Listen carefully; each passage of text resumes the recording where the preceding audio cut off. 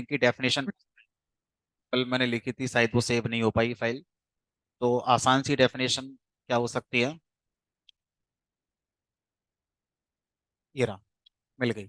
It is a subset of AI that enables program to make decisions using experience about similar unseen problem. ठीक है, तो ये हमने discuss शायद कर लिया था ना कि क्या मतलब है इसका। About similar unseen problem. Similar का मतलब, जैसे मैं आपको एग्जांपल दे रहा था कि अगर आपने मशीन लर्निंग का यूज करना है, मान लीजिए आपके पास जो एक्सपीरियंस है, तो यहाँ पर एक्सपीरियंस को हम लोग डेटा कहते हैं।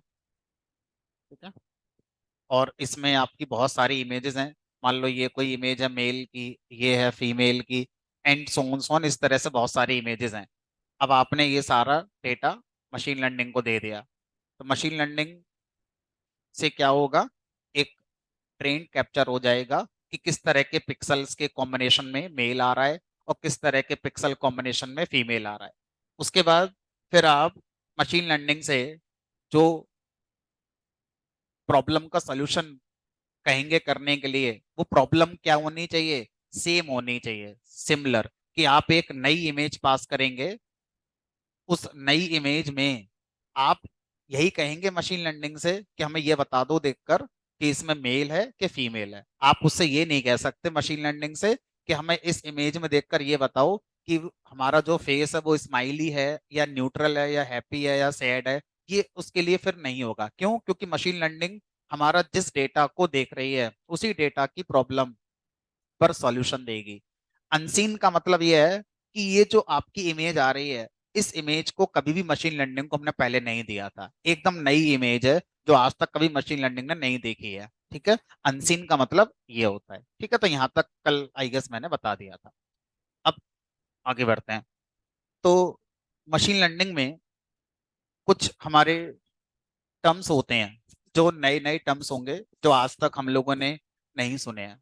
तो उसको एक बार हम पहले देखेंगे, और उससे पहले इस मशीन लर्निंग को और बेटर थोड़ा समझाने के लिए डेफिनेशन को, या अब तक हम जो प्रोग्रामिंग करते आ रहे थे उस बात को कंपेयर करने के लिए एक छोटा सा मैं चार्ट बना देता हूँ कंपैरिजन के लिए, कि अभी तक हम लोग जो करते आ रहे थे दैट इज नोन एज।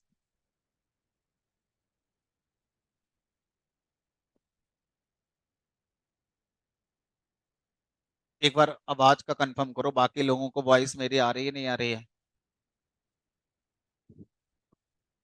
हमारे ये सब। ठीक है।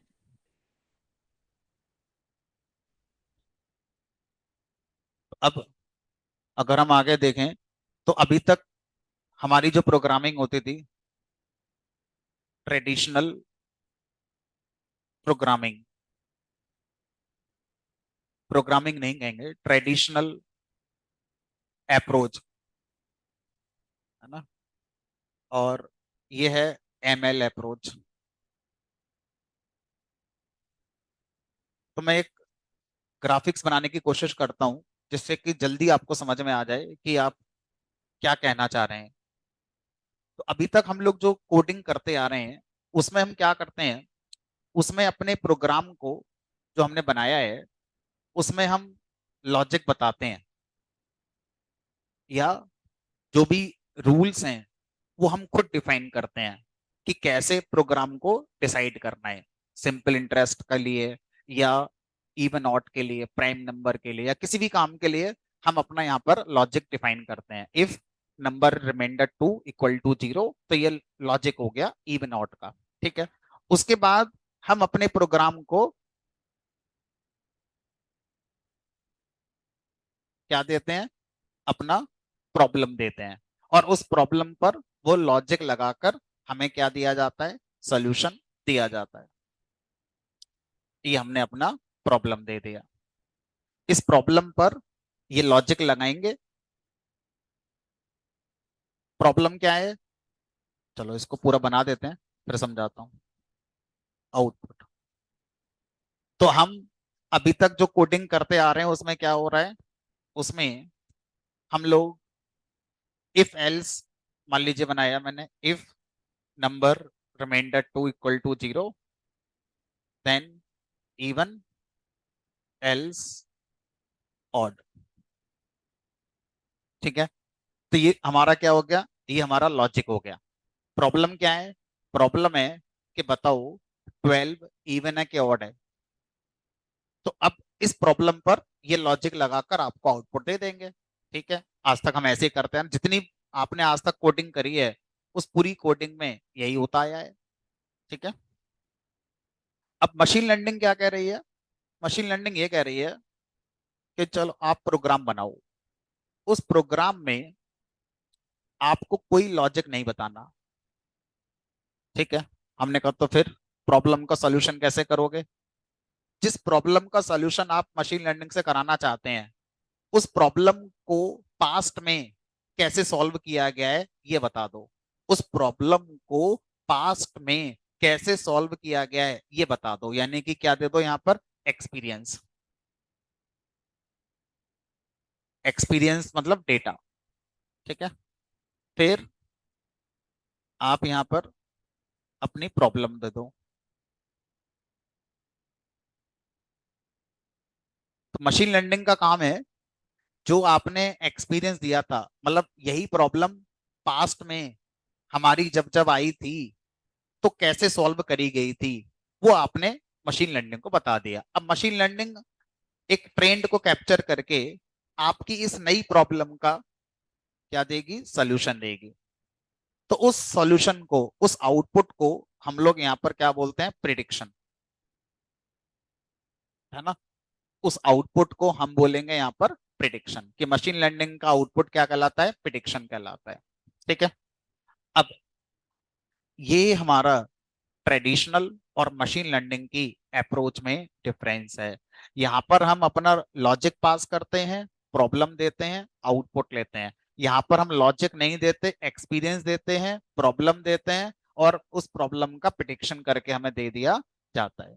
ठीक है, तो ये, हाँ बोलो।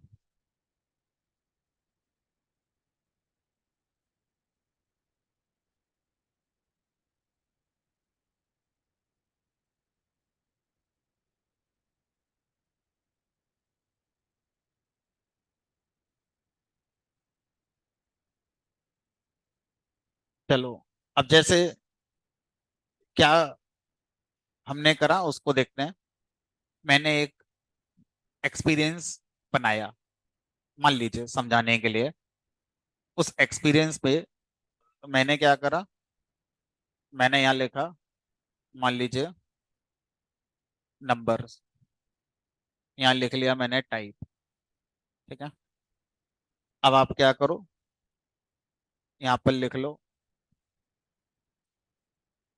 1 2 3 4 5 6 7 8 9, 100। फिर यहाँ आ जाओ, यहाँ लिख लो 1 2 3, फिर यहाँ लिख दो 3 3 1, फिर लिख दो 4 5 7। ऐसे करके आपने यहाँ पर कुछ भी लिख दिया। ठीक है, उसके बाद यहाँ लिख दिया इवन, सॉरी, ये है ऑड, ये है इवन, ये है ऑड, ये है इवन, ये है ऑड, ये इवन, ये ऑड, ये इवन, ये इवन, ये इवन, ये ऑड, ये ऑड, इवन, ये ऑड। ठीक है, अब इसको हम क्या कह रहे हैं, मशीन लर्निंग की भाषा में एक्सपीरियंस। ये है एक्सपीरियंस, समझने के लिए उस कहानी को। ठीक है, अब ये हमारा मशीन लर्निंग है। हमने मशीन लर्निंग से कहा कि मशीन लर्निंग ये एक प्रॉब्लम है, जरा बताना कि 28 इवन है कि ऑड है।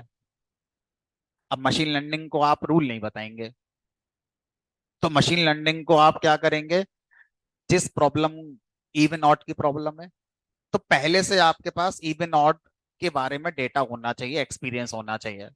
आपने इस डेटा को पहले क्या देना है, मशीन लर्निंग को दे देना है। ठीक है, ये आपने दे दिया सबसे पहले।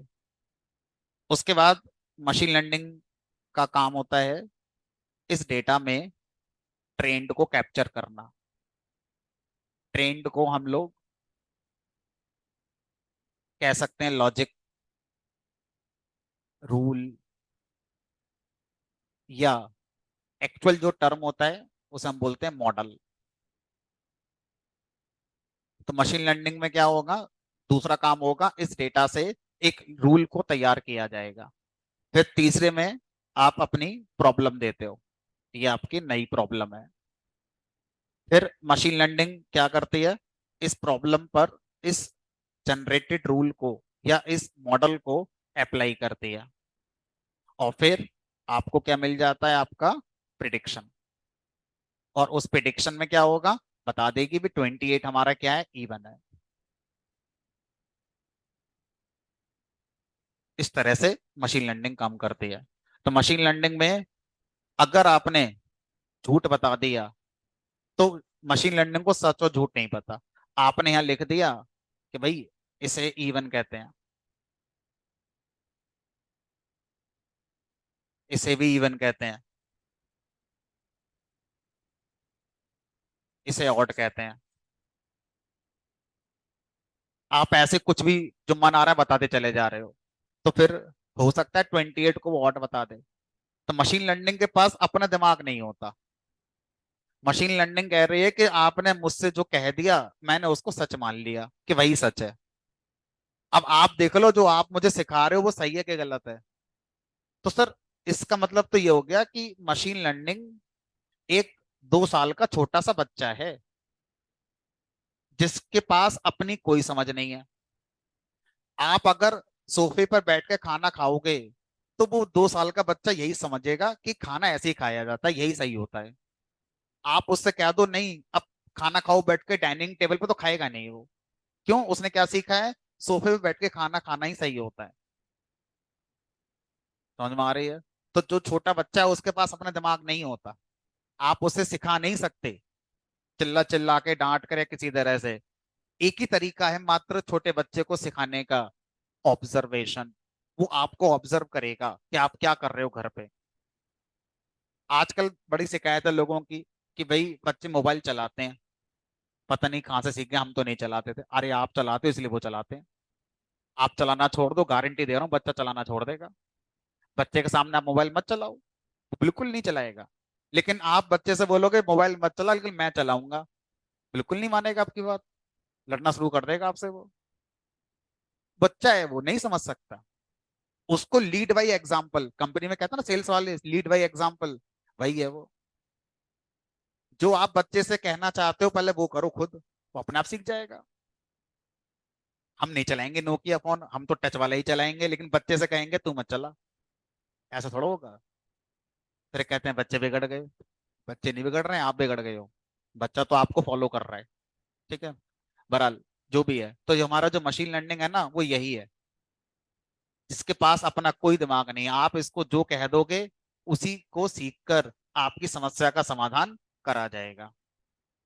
समझ में आ रहा है इसका मतलब, जो आप कल एग्जाम्पल दे रहे थे इमेजेस का, अगर मैंने यहाँ पर एक इमेज बनाई जो मेल की है और मैंने कह दिया नहीं ये फीमेल है, सही है फीमेल है, फिर वो यही मानना शुरू कर देगा कि अगर इस तरह की चीजें होती है तो फीमेल कहते हैं उसे। अपने दिमाग नहीं है उसके पास। समझ में आती है कहानी। ठीक है, चलो अब मशीन लर्निंग से रिलेटेड जो आगे के टर्म्स हैं उन्हें देखो। Terminology related to ML.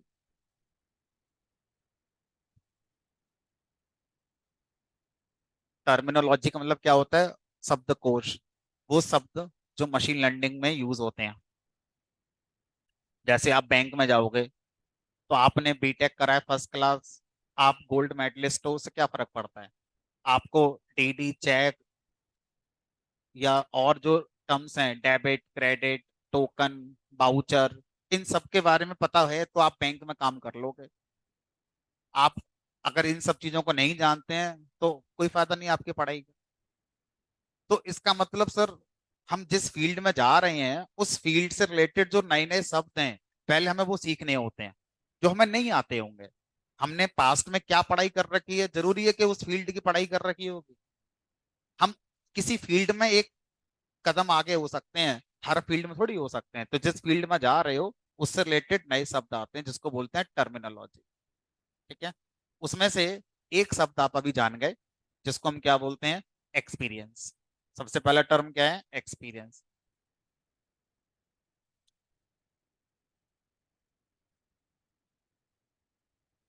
Experience का मतलब है, it is data set of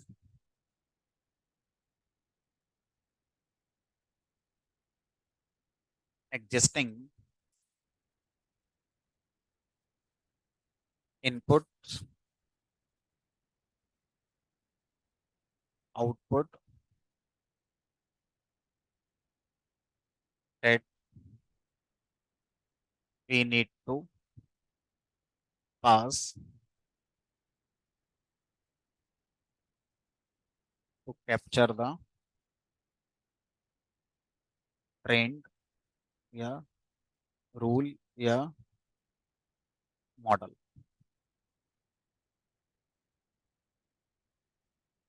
generally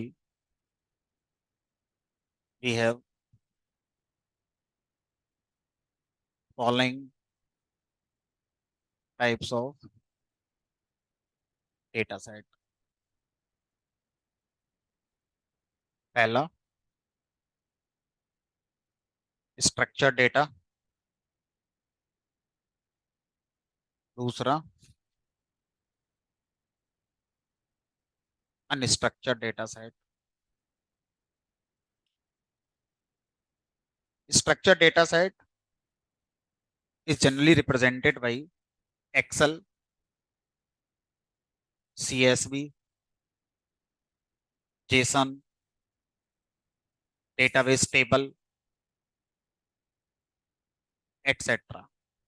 इस तरह की कोई भी चीज आपकी हो सकती है डेटा सेट में। जरूरी नहीं आपका डेटा एक्सेल में हो, सीएसवी, जेसन, टेबल या कोई भी ऐसा टेक्निक जिसमें रो कॉलम की फॉर्म में डेटा आ सकता है। स्ट्रक्चर का मतलब है रो कॉलम। तो कोई भी ऐसी टेक्नोलॉजी जिसमें रो कॉलम में डेटा रख सकते हो, मशीन लर्निंग के लिए काम का डेटा हो गया वो। अनस्ट्रक्चर्ड डेटा सेट फर्दर हम दो पार्ट में डिवाइड करते हैं। पहला, इमेजेस। दूसरा, टेक्स्ट। इमेजेस का मतलब बहुत सारी इमेजेस आपके पास हो सकती हैं, है ना, जिनसे आप अपना मशीन लर्निंग में कुछ करना चाहते हैं।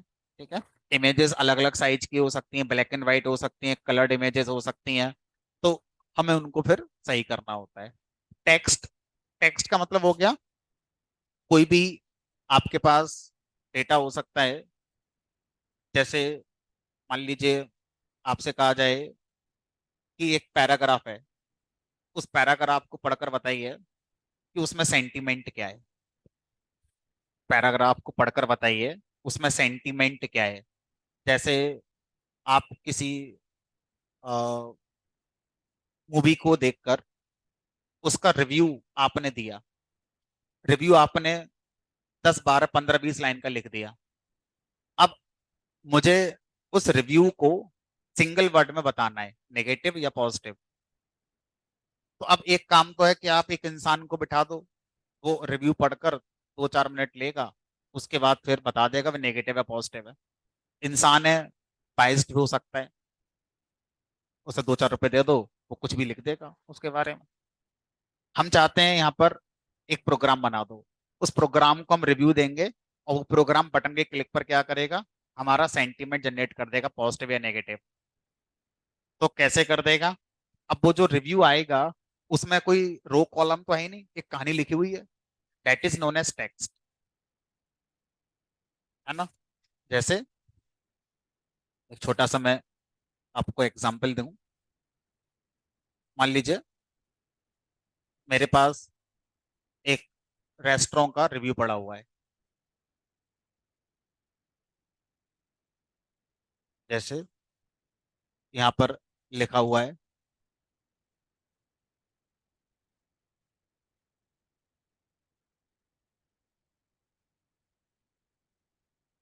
Not tasty and the texture was just tasty. ठीक है, इसका मतलब ये नेगेटिव साइन वाली बात कर रहा है। ठीक है, तो इस तरह से अलग अलग लोगों ने यहाँ पर लिखा हुआ है। ठीक है, तो अब ये जो एक सेंटेंस है इसको हम टेक्स्ट कह रहे हैं। एक एक सेंटेंस को हम क्या बोल रहे हैं, टेक्स्ट। ठीक है, इसमें कोई रो कॉलम कहीं नहीं दिख रहा, पूरे डेटा में आपको रो कॉलम नजर नहीं आ रहे हैं, कुछ भी हो सकता है। ऐसे डेटा को हम टेक्स्ट डेटा कहते हैं। ठीक है, तो एक फील्ड होता है, आगे चल के हम इनके नाम लेंगे। जब हम इमेजेस पे काम करते हैं तो मशीन लर्निंग के अंदर एक फील्ड आता है जिसका नाम है कंप्यूटर विजन। तो हम क्या बोलते हैं कि हम कंप्यूटर विजन की प्रॉब्लम पे काम कर रहे हैं। और जब हम टेक्स्ट डेटा के साथ काम करते हैं तो हम उसे बोलते हैं NLP. NLP, natural language processing. तो हम बोलते हैं कि मशीन लर्निंग के एनएलपी फील्ड पर काम करते हैं। ये दो अपने आप में इतने बड़े फील्ड हैं कि मैं आपको 2 महीने मशीन लर्निंग पे दूंगा, आप 2 महीने अकेले इस पर लगा सकते हैं। आप 2 महीने अकेले इस पे लगा सकते हैं, मतलब अलग फील्ड है एक। आप इसमें जितनी चाहें उतनी रिसर्च कर सकते हैं। ठीक है, तो हम लोग सबका आइडिया लेते हुए चलेंगे।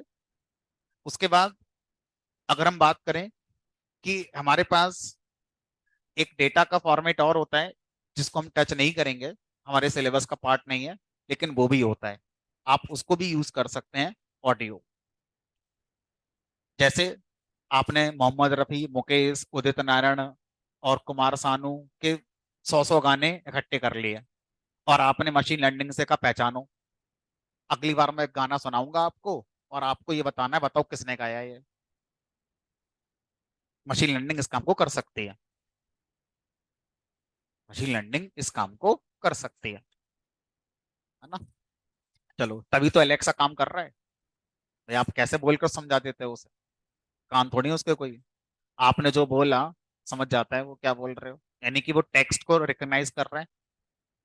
ठीक है, तो ऑडियो डेटा पर फिलहाल हमारा सिलेबस में कोई भी कंटेंट नहीं है, तो इसके लिए आपको थोड़ा एक्स्ट्रा लेवल पर हार्डवेयर की जरूरत पड़ती है।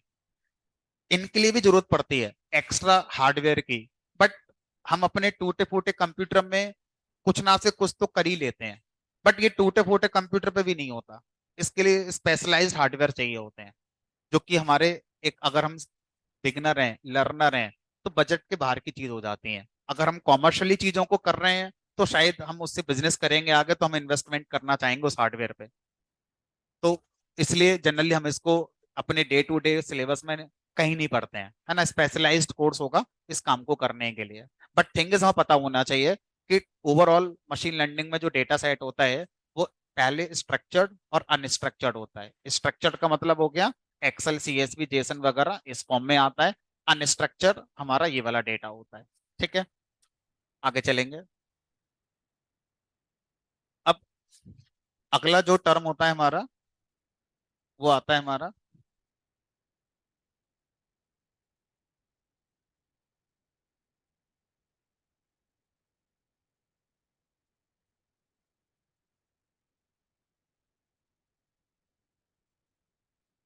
सैंपल। सैंपल किसे कहते हैं?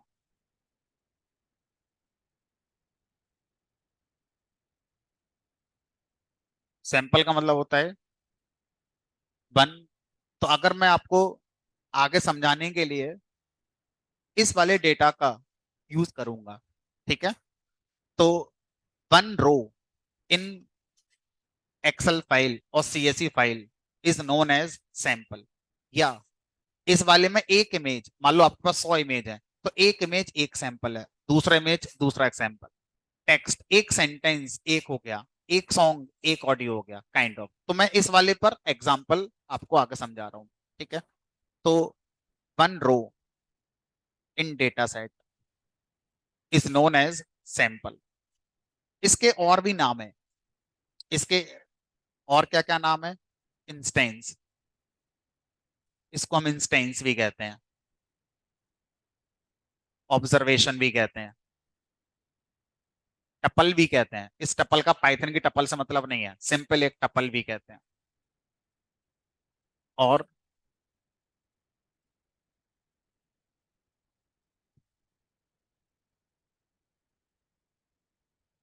और तो कोई नाम नहीं है, इंस्टेंस, ऑब्जर्वेशन, टपल, सैंपल, यही सब नाम है इसके। बाकी कोई अगर अब मुझे याद आएगा तो और बता दूं। ठीक है, तो ये हमारा सैंपल कहलाता है। अब अगला आता है हमारा टारगेट। टारगेट किसे कहते हैं?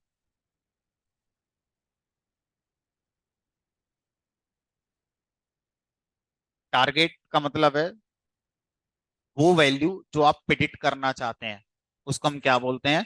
टारगेट बोलते हैं। ठीक है। कॉलम इन डेटा सेट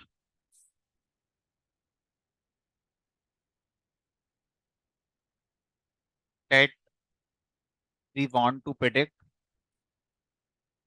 या column in data set whose value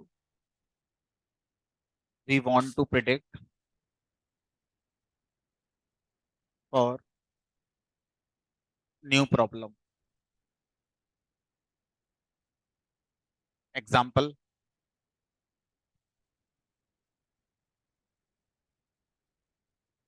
कहा गया मैंने जो बनाया था यार, सेव नहीं करा था, आएगा भी नहीं। हम्म, चलो एक दूसरा एग्जाम्पल दूसरे से उठा लेता हूँ। तो एक काम करता हूँ मैं, यहीं पर ताजा ताजा बना लेता हूँ। ठीक है।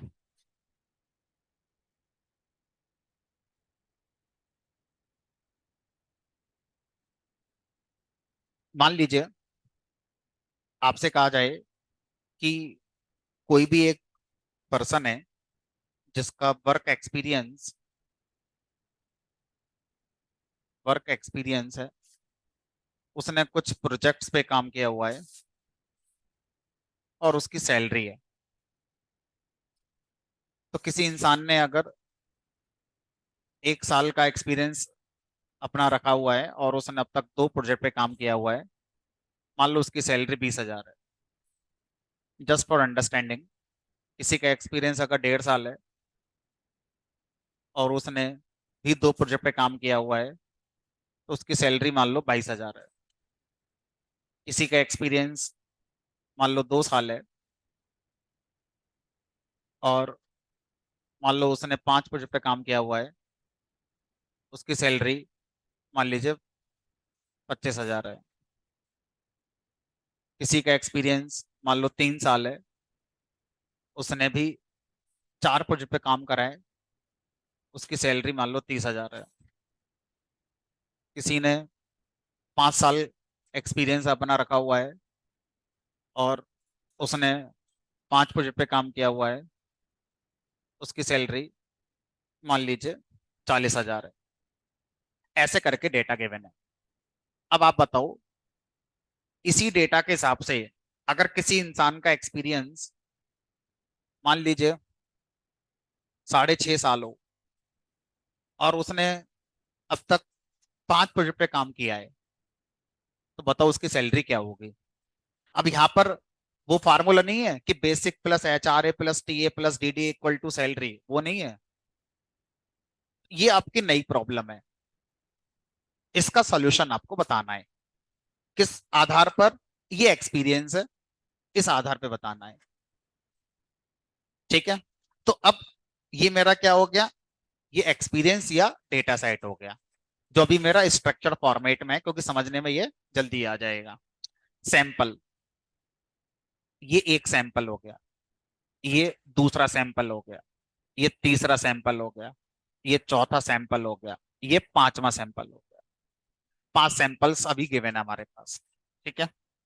अच्छा अब ये बताओ, थोड़ा सा सोचिएगा, सैंपल साइज ज्यादा होने पर जो आपका ट्रेंड है वो अच्छा कैप्चर होगा, या सैंपल साइज कम होने पर अच्छा ट्रेंड कैप्चर होगा? ज्यादा होने पर, सैंपल साइज ज्यादा होने पर अच्छा ट्रेंड कैप्चर होगा। ठीक है, तो इसका मतलब तो ये हो गया कि रियल लाइफ में हमारा जो डेटा होता होगा उसमें मिलियन बिलियन सैंपल होते होंगे। हमने कहा मिलियन और बिलियन में बात होती है वहां पर। तो सर ऐसी फाइल तो फिर एमबी क्या फिर जीबी में आती होगी, हमने कहा। और ऐसी फाइल को फिर प्रोसेस करने में हार्डवेयर चाहिए, अच्छा हार्डवेयर चाहिए, फिर सीधी सी बात है ना। तो सीखने के लिए आप चार चार पांच पांच सैंपल से सीख लो, सीखने के लिए। बट आप कोई एक ऐसा एप्लीकेशन बनाना चाहते हैं जो रियल वर्ल्ड के अकॉर्डिंग आप इमेजिन कर रहे हैं, तो उसके लिए फिर उसी लेवल पर डेटा चाहिए, उस डेटा को प्रोसेस करने के लिए उसी लेवल पर हार्डवेयर चाहिए फिर आपको। ठीक है, बहरहाल हम फोकस करेंगे लर्निंग पर कि मशीन लर्निंग सीखी कैसे जाती है, इसमें होता क्या क्या है। ठीक है, अच्छी बात यह है कि मशीन लर्निंग का हेलो वर्ल्ड का प्रोग्राम और मशीन लर्निंग का कोई एक हाई फाई प्रोजेक्ट, दोनों के सेम स्टेप हैं। जैसे हम कोई प्रोग्राम बनाते हैं पाइथन में, जावा में, सी में, पहला प्रोग्राम हेलो प्रिंट करने का, तो मशीन लर्निंग का हेलो प्रिंट करने का प्रोग्राम भी उतना ही बड़ा है जितना बड़ा मशीन लर्निंग का कोई प्रोजेक्ट होता है। यानी कि आप हर प्रोग्राम में प्रोजेक्ट ही बना रहे होगे। हर प्रोग्राम मशीन लर्निंग का एक प्रोजेक्ट है, क्योंकि सब कुछ वही करना है, अलग है ही नहीं। अलग क्या है? अलग डेटा है, सिर्फ डेटा अलग होता है, बाकी हर प्रोग्राम सेम स्टेप। पहला प्रोग्राम भी वही है और आखिरी प्रोग्राम भी वही है। तो हर प्रोग्राम प्रोजेक्ट है इसका। ठीक है, चलो तो इसका मतलब लर्निंग पे फोकस करना है ना। डेटा अपने हार्डवेयर के हिसाब से कितना बड़ा आप यूज करोगे वो आपका अपना अपना होगा। तो सैंपल क्या है समझ में आ गया। टारगेट, टारगेट का मतलब है हमारे डेटा सेट में वो कॉलम जिसकी वैल्यू हम एक नई प्रॉब्लम के लिए प्रिडिक्ट करना चाहते हैं। तो बताओ इस डेटा सेट में टारगेट कौन है फिर? सैलरी। तो ये क्या हो गया मेरा? टारगेट हो गया। ठीक है, तो अब एग्जाम्पल में टारगेट हो गया। तो अब मैं उस एग्जाम्पल का सहारा लेते हुए आपको और आसानी से समझा पाऊंगा। In above example salary is target. In above example we have एक दो तीन चार पांच, फाइव सैंपल्स। ठीक है, अब अगला टर्म आता है हमारा फीचर्स। फीचर्स कैसे कहते हैं?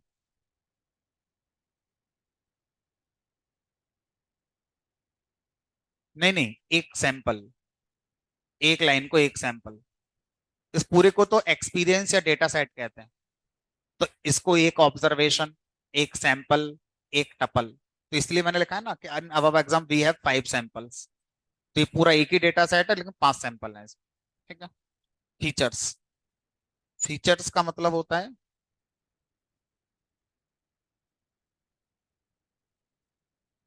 Columns in data set that represent input. अब बताओ, फीचर्स की डेफिनेशन मैंने लिखी है, हमारे डेटा सेट के वो कॉलम्स जो इनपुट को रिप्रेजेंट करते हैं क्या कहलाते हैं? हमारे फीचर्स कहलाते हैं। तो टोटल तीन कॉलम है। तो किन किन कॉलम के आधार पर, किन किन कॉलम के बेसिस पर मैं अपना टारगेट प्रिडिक्ट करना चाहता हूँ? वर्क एक्सपीरियंस और प्रोजेक्ट, यही तो मिलेगा आपको इनपुट में। रन टाइम पर यूजर से कहोगे enter experience, enter number of project, और ये लो आउटपुट सैलरी। ठीक है, तो क्या बोलेंगे इन्हें? टीचर्स। ये क्या है मेरे? टीचर्स।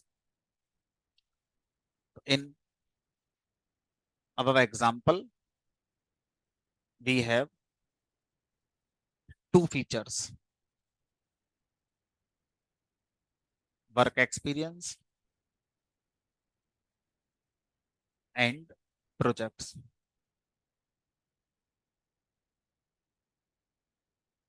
इन जनरल मशीन लर्निंग में टारगेट एक ही होगा, एक डेटा सेट के लिए एक ही टारगेट होता है।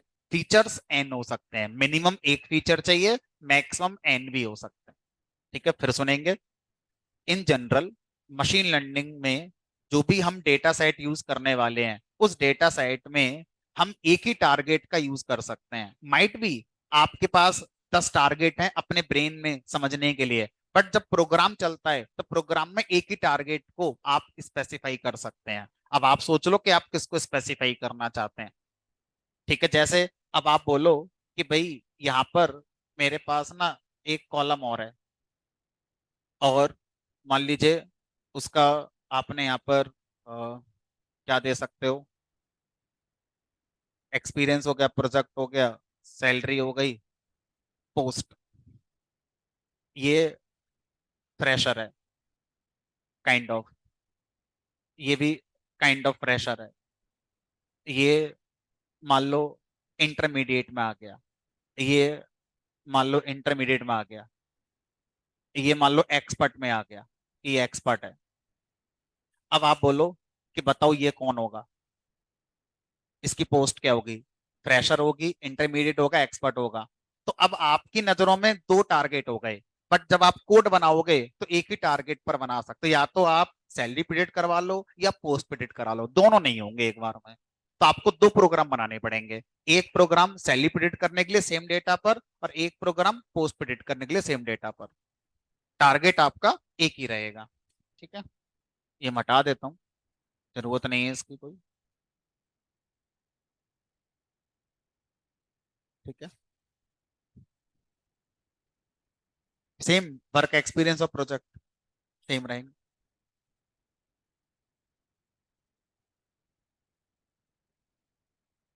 पोस्ट, पोस्ट फीचर में नहीं आएगा फिर, है ना। फीचर दो ही रहेंगे, यानी कि उस वाले केस में फिर जो पोस्ट है वो फीचर में कंसीडर आप नहीं करेंगे।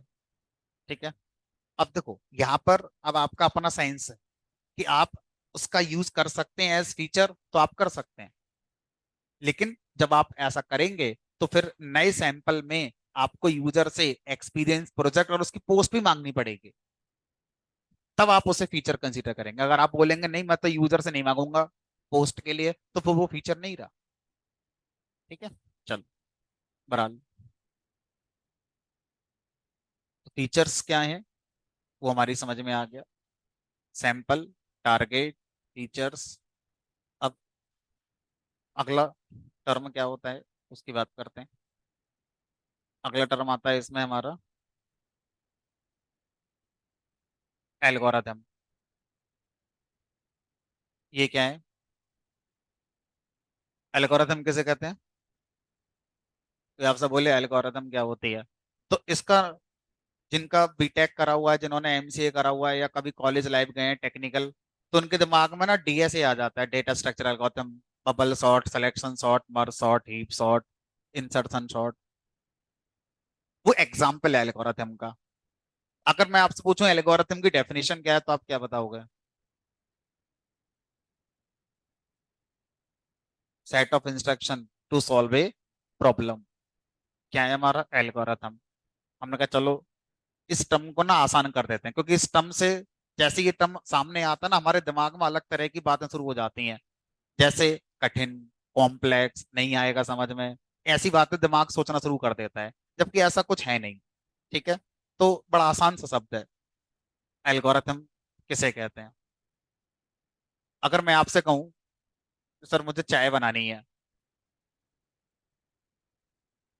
तो बताओ सबसे पहले क्या करोगे? एक पेन लोगे, है ना, जिसमें पानी लोगे।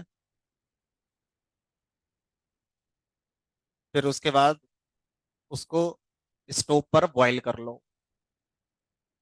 सर स्टोव पे करें? अरे कहीं कर लो, है ना। स्टोव पर बॉईल करोगे। फिर उसके बाद क्या करोगे? सर उसमें चाय पत्ती डाल देंगे, चीनी डाल देंगे, और अदरक डाल दो, इलायची डाल दो, जो डालना है अपना डालो। फिर तो थोड़ी देर बॉईल कर लो। फिर फिर उसमें दूध ऐड कर देंगे। फिर हमने कहा फिर थोड़ा सा बॉईल और कर लो। फिर फिर सर छान लो उसे कप के अंदर। फिर पी जाओ उसे, बन गई। ठीक है, यही एक तरीका है चाय बनाने का? हमने कहा नहीं, कुछ लोग क्या करते हैं, यहाँ तक का स्टेप फॉलो करते हैं। 1, टू, थ्री। उसके बाद क्या करते हैं, जो आपका थ्री स्टेप तक आपने बॉईल कर लिया है, उसके यानी चौथा स्टेप भी कर लेते हैं, यानी कि बॉईल कर लेते हैं। फिर उसी को छान लेते हैं कैटल के अंदर, कैटल में कर लेते हैं। हमने कहा दूध खाएं, हमने कहा बाद में आएगा। अब जब आपको कप में सर्व करेंगे तो ये डाल दिया चाय पत्ती वाला पानी, और फिर उसमें अलग से क्या डाल दी, दूध डाल दिया। बहुत से लोग तो चीनी भी नहीं डालते, कि चीनी हटा लो यहाँ से, सबका अपना अपना टेस्ट होता है, तो बाद में जब कप में डालेंगे तभी डालेंगे। ये भी तो चाय बनती है, ऐसे तो बनती है चाय। सर हो सकता है कोई और तरीका भी होता हो चाय बनाने का, जैसे ठेले वाले बाहर घूमते रहते हैं, वो ऐसे थोड़ी करते हैं। वो तो एक भगोना लिया, उसी में पानी दूध बूध सब तैयार है, आप आओ और बस उठा के गर्म करके देना है आपको। चाय वाले जो ठेले वाले हैं ऐसे थोड़ी करते हैं कि पानी डाला फिर उबाला, इतना टाइम क्या है उनपे, सब तैयार है उनका मिक्सचर, आप आओ और तुरंत तैयार।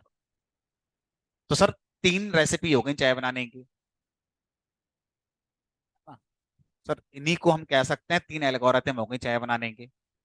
एल्गोरिथम क्या है, स्टेप बाय स्टेप आप जो भी काम कर रहे हैं, एक पूरे प्रोसेस को समझाने के लिए, एक प्रोसेस में जो भी सीक्वेंस ऑफ स्टेप इन्वॉल्व होते हैं, सीक्वेंस ऑफ स्टेप्स इन्वॉल्व होते हैं, उन्हीं को हम क्या बोलते हैं टेक्निकल टर्म में, एल्गोरिथम। तो एल्गोरिथम क्या है, किसी एक प्रोसेस को इंप्लीमेंट करने के लिए जो क्रम से करे गए स्टेप्स हैं, उनको क्या बोलते हैं, एल्गोरिथम कहते हैं। अब वो एल्गोरिथम कई सारी हमारी हो सकती हैं, ठीक है। इसी तरह से मशीन लर्निंग में क्या होता है, आपका एक्सपीरियंस है। अभी तक सिर्फ मैं ये कह रहा हूं कि आपने मशीन लर्निंग को एक्सपीरियंस दे दिया, मशीन लर्निंग ने ट्रेंड को कैप्चर कर लिया, ट्रेंड कैप्चर कर लिया। मशीन लर्निंग के अंदर कोई होता है इस काम को करने के लिए। मशीन लर्निंग तो एक टेक्निक है ना। तो मशीन लर्निंग के अंदर वो टर्म जो एक्चुअल में आपके एक्सपीरियंस से ट्रेंड को कैप्चर करता है, उसको हम क्या बोलते हैं, एल्गोरिथम।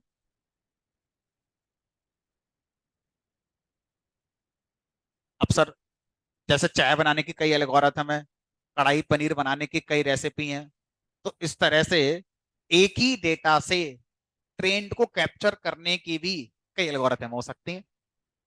अब सबका अपना अपना टेस्ट है, जिसका पसंद आ जाए। हर एल्गोरिथम का अपना अपना तरीका है काम करने का। कोई मेमोरी ज्यादा खाएगी, कोई मेमोरी कम खाएगी, किसी का एग्जीक्यूशन फास्ट होगा, किसी का स्लो होगा, किसी के प्रिडिक्शन ज्यादा अच्छे आएंगे, किसी के प्रिडिक्शन एक्यूरेट नहीं आएंगे। तो इन बातों पर एल्गोरिथम अलग अलग हमारी होती है। अब आपको कौन सी एल्गोरिथम यूज करनी है, डिपेंड करेगा, एक्सपेरिमेंट करना पड़ेगा। यानी कि इस क्वेश्चन का आंसर किसी दुनिया के इंसान के पास नहीं है कि कौन से एल्गोरिथम हमें यूज करनी है। एक्सपेरिमेंट करो, आपके पास जो डेटा है उस पर कौन सी काम ज्यादा अच्छा कर रही है, जो अच्छा कर रही है उसके साथ आगे बढ़ जाओ। क्योंकि अगर इसका एक आंसर होता तो फिर एक ही एल्गोरिथम होती, बाकी सब शिफ्ट डिलीट करो, हटाओ, सबको खत्म करो। एक नहीं है ना, है ना। हर डेटा सेट के हिसाब से अलग अलग है। अगर आपका डेटा स्ट्रक्चर है तो कोई एक एल्गोरिथम बहुत अच्छा है, अगर इमेज का डेटा है तो दूसरी एल्गोरिथम बहुत अच्छी है, अगर टेक्स्ट का डेटा है तो ये वाली नहीं वो वाली एल्गोरिथम ज्यादा अच्छी है। तो डिपेंड करेगा आपके डेटा के नेचर के ऊपर कि आपका डेटा का नेचर क्या है, उसके हिसाब से डिसाइड होगा कौन सी एल्गोरिथम हमारी सही रहेगी ट्रेंड को कैप्चर करने के लिए। अच्छी बात क्या है, अच्छी बात यह है कि हमें अपनी एल्गोरिथम डेवलप नहीं करनी है। जो पहले से रिसर्च करके बना दी गई हैं उन्हीं को बस समझ लेना है कि वो क्या है। समस्या तब हो जाती हमारे सामने जब हमसे कोई ये कह देता अपनी एल्गोरिथम बना दो, अपनी नहीं बनानी है, इतना ज्ञान नहीं है हमारे पास। हमें क्या करना है, हमें जो पहले से बनी हुई हैं बस उन्हीं को समझ लेना है कि वो हैं क्या। क्योंकि जिन लोगों ने वो एल्गोरिथम्स बनाई होंगी वो एक इंसान नहीं होगा, एक टीम होगी। और वो टीम एक दिन में नहीं बनाई होगी एल्गोरिथम, रिसर्च कर रही होंगे, महीनों सालों की रिसर्च करने के बाद एक एल्गोरिथम बनकर तैयार हुई होगी। और वो लोग अपने फील्ड के एक्सपर्ट होंगे, 20-20 साल, 50-50 साल एक्सपीरियंस वाले। वो लोग इस फील्ड में काम करते हैं, नई एल्गोरिथम बनाने वाला।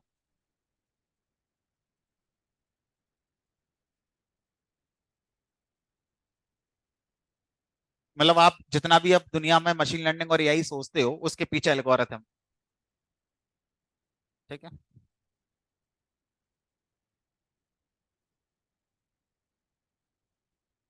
रियल टाइम पे जितने भी प्रोजेक्ट हैं वो सब न्यूरल नेटवर्क से इंप्लीमेंट होते हैं। मशीन लर्निंग सिर्फ बिजनेस वाले एरिया में यूज होती है। उसके अलावा मशीन लर्निंग सीखने का एक स्टार्टिंग पॉइंट है। रियल लाइफ के 90% प्रोजेक्ट न्यूरल नेटवर्क से ही बनते हैं। अब आप ऐसा नहीं कह सकते सर इसे हटाओ न्यूरल नेटवर्क पढ़ाओ। न्यूरल नेटवर्क पे चढ़ने की पहली सीढ़ी मशीन लर्निंग है। अगर आपको मशीन लर्निंग नहीं आती है तो आप न्यूरल नेटवर्क नहीं पढ़ सकते। आप एक क्लास का एक वर्ड भी उसका समझ में नहीं आएगा कि उसमें क्या बोल रहे हो आप। ठीक है। तो मशीन लर्निंग लर्निंग के लिए है। प्रोजेक्ट इंप्लीमेंट करने के लिए न्यूरल नेटवर्क ही यूज होता है। ठीक है। बहरहाल आगे बढ़ते हैं। अगर हम एल्गोरिथम की बात करें तो ये क्या है हमारा sequence of steps to complete a process या टास्क। पर्टिकुलर लगा दो to complete a particular task. ठीक है। पर्टिकुलर टास्क की ही एल्गोरिथम होगी। ठीक है। अब अगर हम एमएल में देखें तो हमारे पास कई सारी एल्गोरिथम्स हैं। In ML we have following algorithms. तो मैं शॉर्ट में नाम लिख रहा हूँ। डिटेल में जब पढ़ेंगे तब देखेंगे। KNN हो गई हमारे पास। हमारे पास SVM हो गई। हमारे पास रैंडम फॉरेस्ट हो गई। तो काफी लोगों को नए नए नाम लगेंगे तो नई नई है सब चीज नई है ना। सब जो सामने दिख रही है स्क्रीन पे सब नया ही है आपके लिए। इससे पहले थोड़ा ना होता था सभी है। ठीक है। तो रैंडम फॉरेस्ट हो गया डिसीजन ट्री हो गया। ठीक है। लीनियर रिग्रेशन हो गई।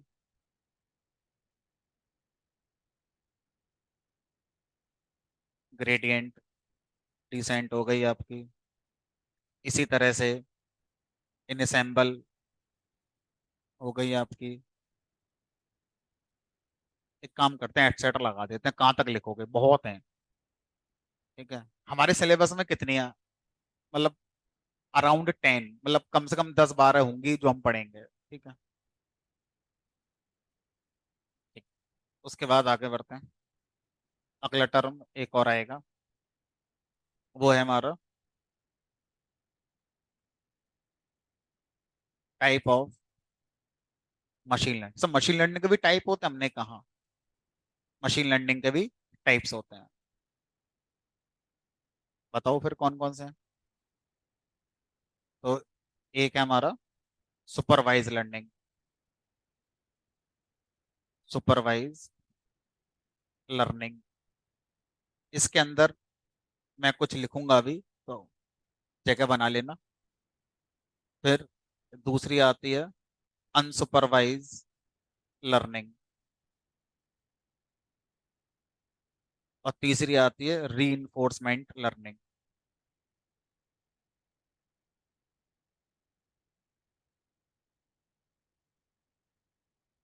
पर क्या मतलब है इनका इनमें डिफरेंस क्या है समझते हैं।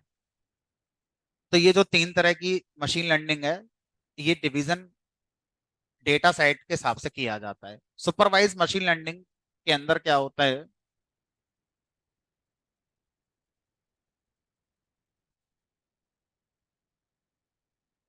बताइए।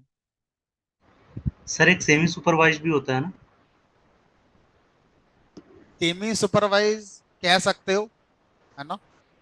बट अगर हम ब्रॉडर कैटेगरी को देखें तो ये तीन ब्रॉडर कैटेगरी रखी गई हैं। बाकी जो आप कह रहे हैं सेमी सुपरवाइज उसको हम लोग अपने अकॉर्डिंग कस्टमाइज कर लेते हैं तो वो सेमी सुपरवाइज बन जाती है। ठीक है। तो फिलहाल सुपरवाइज लर्निंग का मतलब क्या है ऐसा डेटा सेट जिसमें आपके फीचर्स और टारगेट दोनों गिवन होते हैं। फीचर्स एंड टारगेट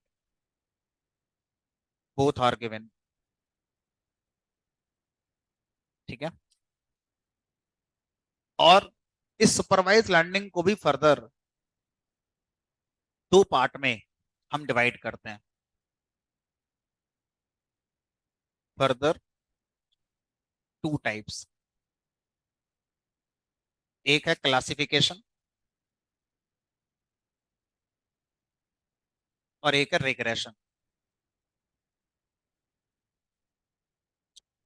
तो कई बार सामने वाला ये कहेगा कि टाइप ऑफ मशीन लर्निंग में एक क्लासिफिकेशन होता है, एक रिग्रेशन होता है। तो एक तरीके से वो गलत नहीं है, लेकिन अगर हम एक सिस्टमेटिक वे से चीजों को अरेंज कर रहे हैं तो classification regression direct machine learning के टाइप नहीं है। पहले सुपरवाइज लर्निंग है, सुपरवाइज लर्निंग के अंदर दो टाइप होते हैं, क्लासिफिकेशन और रिग्रेशन। अब सर इनमें क्या डिफरेंस है? इनमें डिफरेंस होता है आपके टारगेट का। क्लासिफिकेशन में target represents fixed set of values, यानी कि आपका जो टारगेट है उसमें फिक्स्ड सेट ऑफ वैल्यूज ही होंगी, उसमें एकदम अचानक से नई वैल्यू नहीं आ सकती। और जो आप अपना प्रिडिक्शन करेंगे उस प्रिडिक्शन में भी वही आउटपुट आएगा जो पहले से आपके डेटा के टारगेट में था। जैसे मैंने अभी आपको इवन ऑड का प्रोग्राम का डेटा सेट जनरेट करके दिखाया, तो उसमें टारगेट हो गया आपका नंबर का टाइप, उसमें दो ही वैल्यूज हैं, इवन ऑड। अब आप एक नई प्रॉब्लम लाएंगे तो उसका सॉल्यूशन या तो इवन आएगा या ऑड आएगा, प्राइम नहीं आ सकता कि प्राइम नंबर है वो। पहले से ही पता होगा कि मेरे टारगेट में यही वैल्यूज हैं, इससे बाहर नहीं होंगी। तो ऐसे डेटा को क्या बोलते हैं? Classification data. तो सर ये बताओ, जो आप अभी कह रहे थे कि मैं एक मशीन लर्निंग का प्रोग्राम बनाऊंगा, इमेज देखकर बताएगा कि वो मेल है क्या फीमेल है, बताओ ये कौन सा डेटा हो गया फिर? क्लासिफिकेशन। दो ही क्लास हैं, दो ही वैल्यूज हैं बस। तीन हो सकती हैं, चार हो सकती हैं, पांच हो सकती हैं, छह हो सकती हैं। थिंग इज फिक्स्ड है, पहले ही पता होगा कि इसमें 10 वैल्यूज हैं, सारी 10 ही होंगी, उससे बाहर नहीं हो सकते। ठीक है। रिग्रेशन। रिग्रेशन कब आता है? Target represents any real value. Real value क्या होती है? अरे गणित में रियल नंबर और इमेजिनरी नंबर होते हैं। रियल नंबर जो नंबर लाइन पर आ जाते हैं, नेगेटिव पॉजिटिव दशमलव के साथ, दशमलव के बिना, कोई भी आसान भाषा में कोई भी न्यूमेरिक नंबर को रियल वैल्यू कहते हैं। ठीक है। तो अब जैसे ये वाला डेटा है, ये बताओ इसमें जो टारगेट है क्या आप फिक्स कर दोगे कि यही सैलरी 20 होगी या 22 होगी, 25 होगी, 30? या टारगेट जब मैं प्रेडिक्ट करूंगा इस नई प्रॉब्लम का तो क्या वो इन्हीं में से कोई एक आएगा? सर ये तो कुछ भी हो सकता है, अभी तो आपके पास पांच ही सैंपल हैं, पता नहीं क्या क्या हो सकता है, कुछ भी हो सकता है। ये तो आपने बहुत आसान लिखा है, किसी का सैलरी टैक्स कट के आ रहा है तो दशमलव में पता नहीं क्या क्या आ सकता है। तो ये जो डेटा है जो मैं एग्जाम्पल में लेकर चल रहा हूँ, फिर कैसा डेटा हो गया? रिग्रेशन का डेटा हो गया। ठीक है। अब ये बताओ, अगर मैं आपसे कहूँ फ्यूल प्राइस प्रिडिक्ट करने हैं मुझे 3 साल बाद, मान लो मशीन लर्निंग का यूज करके, तो ये बताओ भाई वो डेटा सेट किस कैटेगरी में आएगा? Classification, regression? समझ में आ रही है? रिग्रेशन। Weather forecasting, regression. ठीक है। चलो, तो क्लासिफिकेशन और रिग्रेशन क्या है ये हमारी समझ में आ गए। अब आता है अनसुपरवाइज लर्निंग। अनसुपरवाइज लर्निंग में क्या होता है? ओनली फीचर्स हमारे गिवन होते हैं। ठीक है। Only features are given.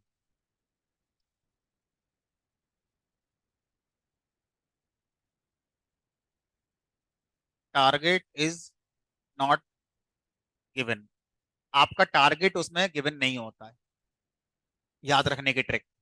Supervise का मतलब क्या होता है? जैसे आप लोग अक्सर देखते हैं सुपरवाइजर, सुपरवाइज करने वाला, गाइड करने वाला, हमारी मदद करने वाला, हमें हेल्प करने वाला, सुपरवाइजर वही तो होता है। सुपरवाइज तो यहाँ पर हमें कौन सुपरवाइज करता है? टारगेट, कि ये चीज ये है, ये चीज ये है। अब अनसुपरवाइज कोई गाइड करने वाला है ही नहीं, सिर्फ फीचर फीचर है, टारगेट है ही नहीं उसमें।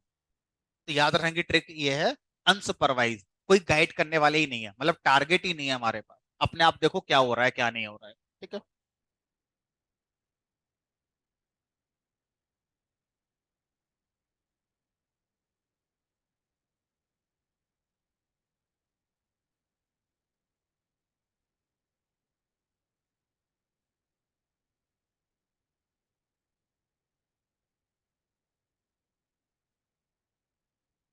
चलो, अब देखो, अगर आपने कॉलेज में पढ़ा है और प्रोग्राम बनाया है तब तो समझ में आएगा, और सिर्फ कहानी सुनकर आ गए हो तो ठीक है, जो आपको आता है अच्छी बात है, आप बस रिलेट करते रहो, है ना, क्योंकि ये सब बातें तभी समझ में आती हैं जब आप प्रोग्राम बनाते हो। कहानी किस्सों से ठीक है, एक फाउंडेशन बन जाती है, लेकिन वो फाउंडेशन आप भूल जाओगे 2-4 दिन बाद ही, अगर आपने प्रोग्राम नहीं बनाई तो। पहला प्रोग्राम आज इसलिए नहीं बना सकते क्योंकि ये फाउंडेशन ही नहीं है। मैं जब बनाऊंगा लिखूंगा, मैं जो बोलूंगा समझ ही नहीं आएगा क्या बोल रहे हो सर आप ये। इसलिए पहले फाउंडेशन बनानी जरूरी है आपको, उसके बाद प्रोग्राम ही बनाने हैं, क्योंकि अगर मैंने प्रोग्राम नहीं बनाई जल्दी तो सब भूल जाओगे, इतनी सारी बातें इकट्ठी हो गई हैं। अभी मैं आज ही पूछ लूं क्या क्या पढ़ा दिया, आज ही भूल गए होगे अभी तक, अभी क्लास चली रहेगी जबकि।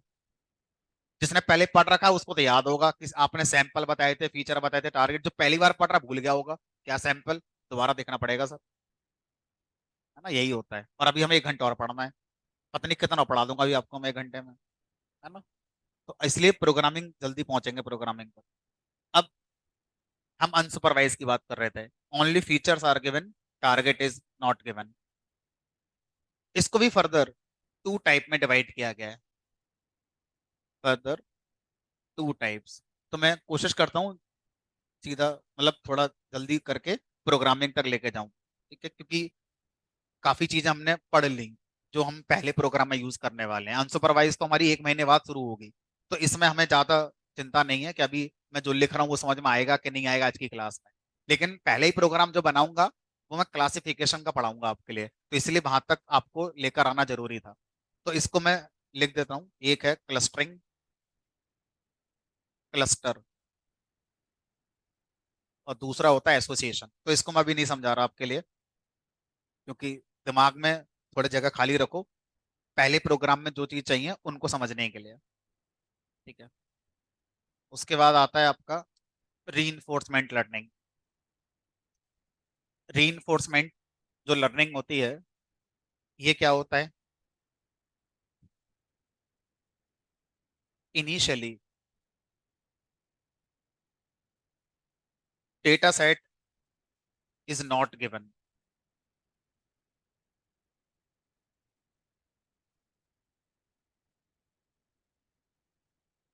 It generates data set by own. मतलब डेटा है ही नहीं पहले से, कोई एक्सेल फाइल नहीं, कोई सीएसवी फाइल नहीं, कोई कुछ नहीं, ये अपने आप डेटा को जनरेट करती है। ठीक है। इसको अगर मैं थोड़ा समझाने की कोशिश करूं, हाँ जी बताइए।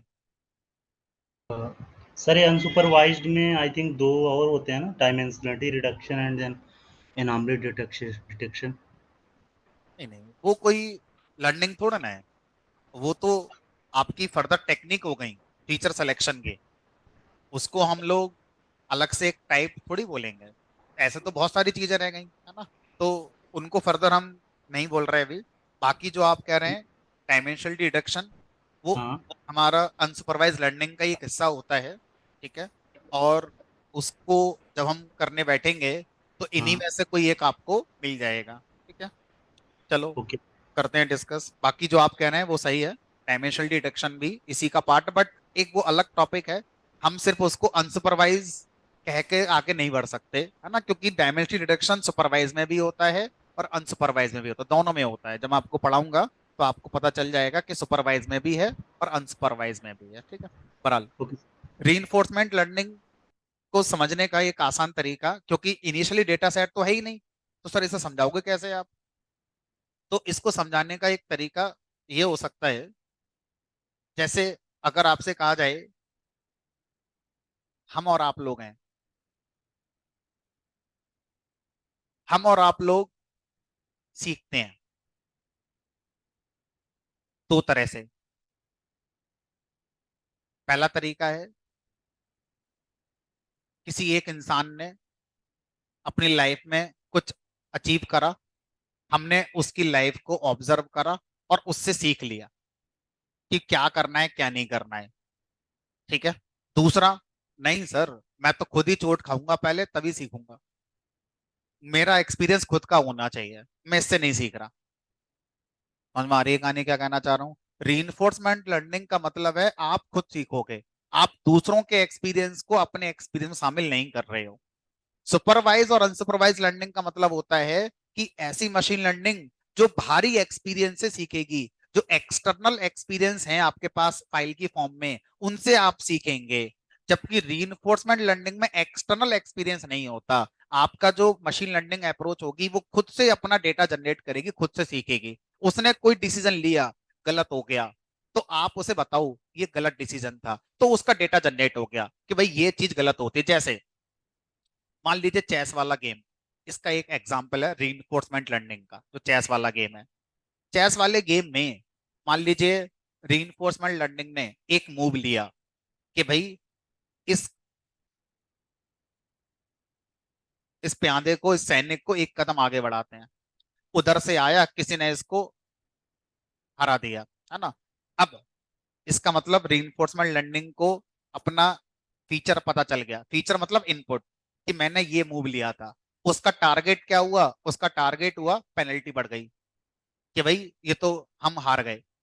अब अगर आपने कोई आगे मूव चला और उसमें आप जीत गए, तो डेटा बन रहा है कि ये वाला मूव मैंने लिया था, इस वाले मूव का मुझे रिजल्ट मिला सक्सेस, है ना। तो इस तरह से आप अपने डिसीजन ले रहे हो, अपने मूव कर रहे हो।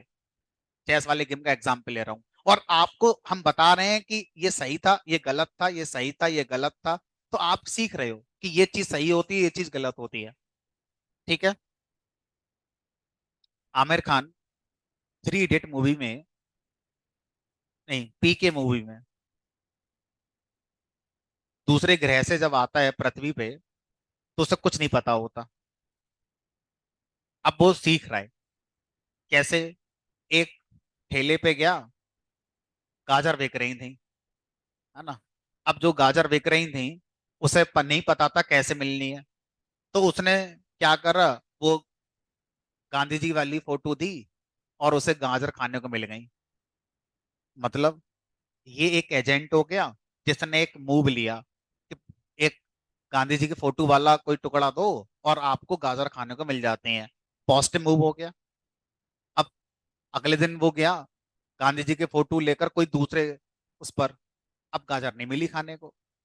अब वो समझ गया कि गांधी जी की जो फोटो है वो इस वाले कागज पे नहीं, उस पर होनी चाहिए, तभी मिलती है खाने के लिए। वो खुद ही सीख रहा है, उसको बता नहीं रहा है कि नोट होता है, ये फोटो है, ये पोस्टर है, वो सब कोई बता नहीं रहा है, वो अपने आप सीख रहा है। That is reinforcement learning. Initially,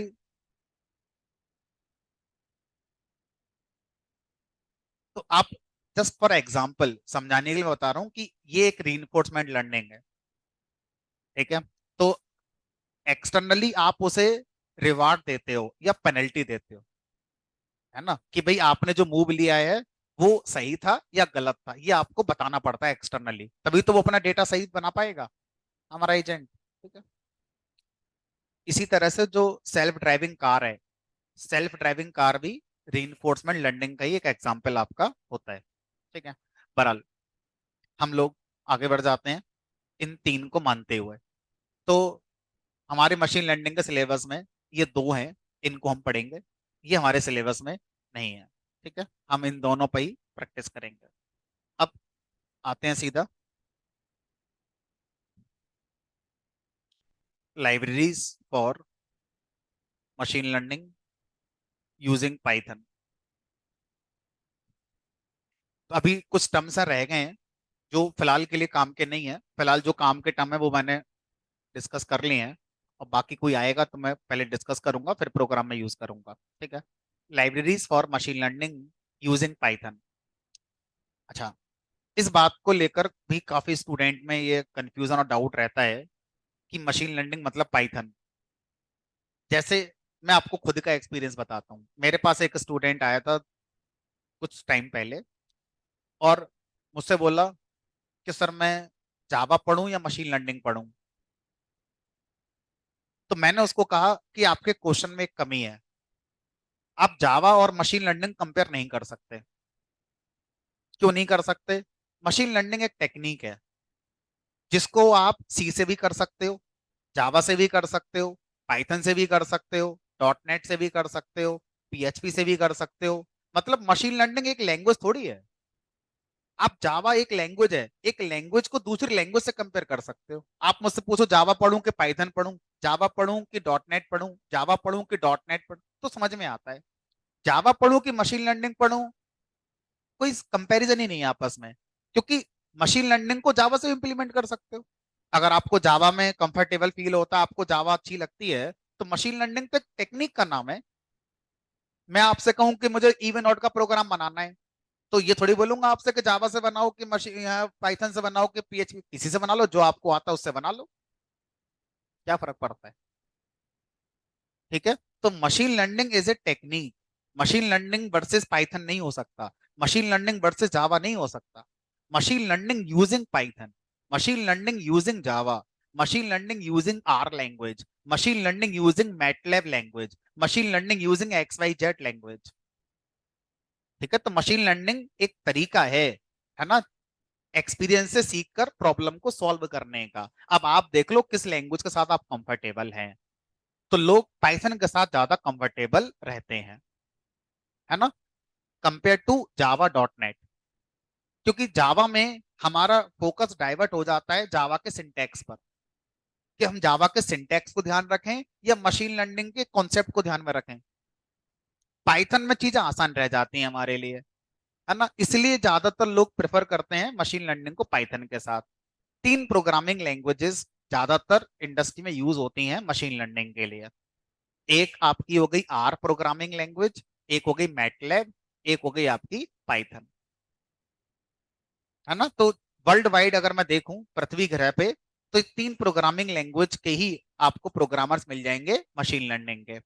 कुछ हिस्सा ऐसा है जो सी सी प्लस प्लस भी यूज कर रहा है मशीन लर्निंग के लिए। ठीक है। इवन मैं जो आपको मशीन लर्निंग की लाइब्रेरी पाइथन में पढ़ाऊंगा, उनमें से बहुत सी सी में ही बनाई गई हैं। उनमें से बहुत सी लाइब्रेरी सी में ही बनाई गई हैं बिकॉज ऑफ फास्ट एग्जीक्यूशन, ताकि कोड फास्ट चले। ठीक है। तो कुल मिलाकर अगर हम देखें, अगर उसको भी कंसीडर कर लें, तो टोटल चार ही हैं, बाकी खत्म है। फिर कोई और लैंग्वेज में कुछ ज्यादा है नहीं, जावा में कुछ है नहीं इस काम को करने के लिए। जावा अपने आप में बढ़िया है अगर आप सिक्योरिटी प्राइमरी कंसर्न रख के चल रहे हैं, आप एंटरप्राइज एप्लीकेशन बनाने में इंटरेस्टेड हैं, तो Java is the first choice, और you can say only choice. अगर आप एंटरप्राइज एप्लीकेशन बना रहे हैं तो, है ना। तो हर लैंग्वेज का अपना एक यूएसपी है। आप ये नहीं कह सकते कि सब कुछ सब में बढ़िया है। तो फिलहाल हम पाइथन पढ़ चुके हैं, तो हम पाइथन की बात करेंगे। ठीक है। Libraries for machine learning using Python, कौन कौन सी लाइब्रेरीज हैं जिसका हम यूज करते हैं? तो काफी बड़ी लिस्ट है ये भी। जैसे एक है जिसका नाम है SK learn. SK learn library को जब बनाया जा रहा था, तो बनाने वालों ने इसको एक प्रोजेक्ट का नाम दिया। उस प्रोजेक्ट का नाम है साइकिट लर्न। तो इसको बहुत से लोग ना साइकिट भी कहते हैं, साइंटिफिक टूल किट। साइकिट कहने का मतलब है साइंटिफिक टूल किट। ठीक है। ऑफिशियली लाइब्रेरी का नाम एसके लर्न है, लेकिन इस लाइब्रेरी को जब बनाया जा रहा था, तो जिस प्रोजेक्ट के अंदर इसको बनाया जा रहा था, उस प्रोजेक्ट का कोड नेम था साइकिट लर्न। तो अब ये दोनों इंटरचेंजेबल टर्म्स हैं, लेकिन जब प्रोग्राम आप लिखते हैं, इंपोर्ट करते हैं, तो इंपोर्ट में एसके लर्न टर्म का यूज होता है, ना कि साइकिट लर्न। एक और लाइब्रेरी है जिसका नाम है एमएल पाई। एक और लाइब्रेरी जिसका नाम है ऑरेंज। ऑरेंज माने संतरा भी होता है, ऑरेंज की एक लाइब्रेरी का नाम भी है ना। इसी तरह से एक लाइब्रेरी है आपकी पाई टॉर्च। एक और लाइब्रेरी है आपकी सी एन टी के, एक्सेट्रा कर दो सर, बहुत है। अब इनमें से कुछ फेमस मैं लिख देता हूँ, जो लोग फेमस हैं। ये फेमस है क्योंकि ये गूगल ने बना कर दिया है ना। ये दोनों जो एमएल पाई और ऑरेंज हैं, ये अ, ये किसी यूनिवर्सिटी ने अपने रिसर्च में बनाई थी। ये किसी मतलब इंडिविजुअल ने बनाई थी। उस इंडिविजुअल के साथ दो तीन लोग थे, उनके नाम से ही चलती है, कोई कंपनी का नाम ऐसा नहीं है। इंडिविजुअल देखो, कोई भी लाइब्रेरी बनाने वाले कौन कौन हो सकते हैं। हम और आप लोग किसी प्रोजेक्ट पे काम कर रहे हैं, कहीं फंस गए, हमने क्या करा, उसका सॉल्यूशन निकाला, वो सॉल्यूशन के तौर पर हमने एक लाइब्रेरी बना दी और अपने प्रोजेक्ट में यूज कर ली। हमने सोचा दुनिया का भला कर देते हैं, दुनिया को दे देते हैं। तो हम और आप लोग कोई कंपनी थोड़ी थे, इंडिविजुअल्स थे, अपने प्रोजेक्ट के लिए कुछ ढूंढ रहे थे, नहीं मिला, बना डाली लाइब्रेरी। दूसरा, कोई ऑर्गेनाइजेशन है, ऑर्गेनाइजेशन के अंदर प्रोजेक्ट आया हुआ था, उस प्रोजेक्ट के लिए वो कुछ कर रहे थे, नहीं मिला, बना डाली लाइब्रेरी। तो ये जो एस के लर्न लाइब्रेरी है, ये गूगल के अंदर कोई काम हो रहा था, वहां पर किसी प्रॉब्लम के सॉल्यूशन के लिए बना दी गई। इसी तरह से पाई टॉर्च, ये लाइब्रेरी मेटा की है, मतलब फेसबुक की है। ठीक है। सीएनटी के जो लाइब्रेरी है, ये बनाई है माइक्रोसॉफ्ट ने। ठीक है। तो इस तरह से ये जो हमारी लाइब्रेरीज हैं, ये फेमस अगर मैं देखूं तो गूगल की फेमस बहुत है, पाई टॉर्च फेमस है, और सीएनटी के, ये तीन ही फेमस है मार्केट में अगर मैं देखूं तो। ठीक है। अब अगर मैं इनका इवेल्युएशन देखूं, रिलीज देखूं, तो एसके लर्न को गूगल ने 2007 में बना लिया था। 2007 के अंदर इसको बना लिया था, बट ऑफिशियली रिलीज करा था 2010 में, 2010 में। इस लाइब्रेरी के अंदर न्यूरल नेटवर्क की कोई सपोर्ट नहीं थी इनिशियली। ठीक है। तो स्मॉल अमाउंट ऑफ डेटा पर सब कुछ बढ़िया चलता रहता था। जैसे ह्यूज अमाउंट ऑफ डेटा आया, ये लाइब्रेरी बेकार हो जाती थी, क्योंकि इससे हम बहुत अच्छा रिजल्ट नहीं ले पाते थे। इधर फेसबुक ने क्या करा, इस समस्या का समाधान देने के लिए अपनी लाइब्रेरी निकाल दी, पाई टॉर्च। और लगभग 2013-14 की बात है ये, पाई टॉर्च लाइब्रेरी, मतलब बहुत ज्यादा पुरानी नहीं है, अभी 8-10 साल पुरानी है बस, ज्यादा पुरानी नहीं है। ये पूरा टॉपिक ही बहुत पुराना नहीं है। ठीक है। इम्प्लीमेंटेशन वाइज अगर मैं देखूं तो ये कागजों में तो बहुत पुरानी बात है। कागजों में अगर मैं देखूं तो 1950-60 में आपको ये सारी टर्म मिल जाते हैं कागजों में। बट अगर हम इम्प्लीमेंटेशन वाइज देखें कि कोडिंग पर कब से काम होना शुरू हुआ, तो बहुत पीछे नहीं है। 2005, 2006, 8, 10, यहां से शुरुआत होती है इन सब चीजों की, है ना। तो अब अगर हम देखें, पाई टॉर्च लाइब्रेरी ये 2014-15 में इंट्रोड्यूस करी गई थी, और ये मार्केट का अटेंशन बहुत जल्दी ले गई। क्यों ले गई? क्योंकि इसने न्यूरल नेटवर्क को ऐड कर दिया अपने अंदर, जबकि गूगल वाले के पास साइकिट लर्न में न्यूरल नेटवर्क नहीं था। तुरंत ही गूगल ने क्या करा, इस फेसबुक की लाइब्रेरी को टक्कर देने के लिए अपनी एक और लाइब्रेरी रिलीज कर दी, जिसका नाम रखा इसने टेंसर फ्लो। और टेंसर फ्लो उसने बना दी 2015 के आसपास ही। और उस टेंसर फ्लो में सबसे पहले उन्होंने क्या करा, न्यूरल नेटवर्क को ही ऐड करा। लेटर ऑन, आज अगर मैं देखूं तो एसके लर्न लाइब्रेरी में एक बेसिक इंट्रोडक्शन न्यूरल नेटवर्क का डाल दिया उन्होंने, अभी 2 साल पहले ही डाला है, लेकिन उसका कोई बहुत ज्यादा एडवांटेज नहीं होता। ठीक है। बहरहाल, अगर सीएनटी के, माइक्रोसॉफ्ट अपने जितने भी मशीन लर्निंग एआई के प्रोजेक्ट्स बनाता है, उनमें वो अपनी लाइब्रेरी यूज करता रहता है। ठीक है। तो अगर मैं देखूं सीएनटी के, ये भी 2014-15 के आसपास की कहानी है। ठीक है। तो हमारा कोर्स जो मैं आपको पढ़ाऊंगा मशीन लर्निंग की, जिस लाइब्रेरी का यूज करके पाइथन में, वो एसके लर्न का यूज करके ही आपको पढ़ाऊंगा। ठीक है। क्योंकि ज्यादा बार अगर आप कहीं इंटरव्यू वगैरह देना जाते हैं, तो वो शायद आपसे बहुत ज्यादा लाइब्रेरी पे क्वेश्चन पूछेंगे ही नहीं। वो आपसे क्वेश्चन पूछेंगे ऐसे जो हर जगह होंगे, चाहे आपने ये पढ़ी हो, चाहे ये पढ़ी हो, क्योंकि बहुत से कॉन्सेप्ट ऐसे हैं जो कॉमन है, कहीं भी चले जाओ कॉमन मिलेंगे आपको। तो वो आपसे वो कॉन्सेप्ट पूछेंगे, वो आपसे शायद कोड पूछे ही ना। तो मशीन लर्निंग और एआई इकलौता ऐसा टॉपिक है जिसका कभी कोड पूछते ही नहीं है। वो हमेशा इंटरव्यू में 10 में से 8 क्वेश्चन कॉन्सेप्ट के होंगे। ठीक है।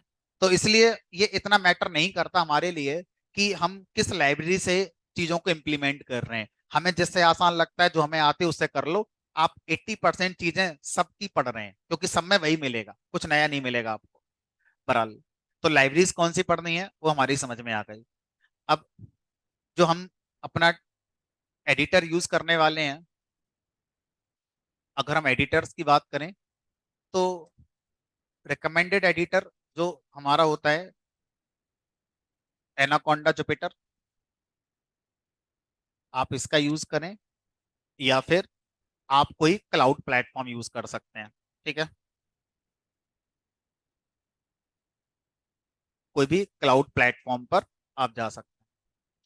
क्लाउड प्लेटफॉर्म अगर आप AWS का यूज करना चाहते हैं उसका कर लें, एज्योर करना चाहते हैं एज्योर कर लें, खर्चे वाले हैं सब ये। सेल्स फोर्स कर लें, फ्री वाला करना है तो फ्री वाला एक आता है कॉलैब करके, कॉलैब कर लें, है ना। गूगल ने बना के दे रखा है, गूगल कॉलैब फ्री में है, आप इसे यूज कर सकते हैं, एटसेट्रा और भी हैं। ठीक है, तो जब आप एडिटर्स की बात करते हैं फ्री वाले, तो हम अपने लोकल कंप्यूटर पे इसका यूज कर लेते हैं। और जब डेटा का साइज बहुत ज़्यादा हो जाता है, हमारे लोकल कंप्यूटर कैपेबल नहीं होता है, तो फिर हमें क्लाउड कंप्यूटर पे जाना चाहिए। क्लाउड कंप्यूटर पे कॉलएप में एक लिमिट है, उस लिमिट तक आप अपना डेटा यूज कर सकते हैं। जैसे कॉलएप में आपको जो रैम मिलती है 12 GB मिलती है, तो 12 GB रैम तक आप फ्री यूज कर सकते हो। उससे ज्यादा का वो पैसा मांगते हैं वो भी। 12 GB बहुत होती है, 12 GB रैम अगर आपको मिल जाए यूज करने को तो किसी कंप्यूटर पे।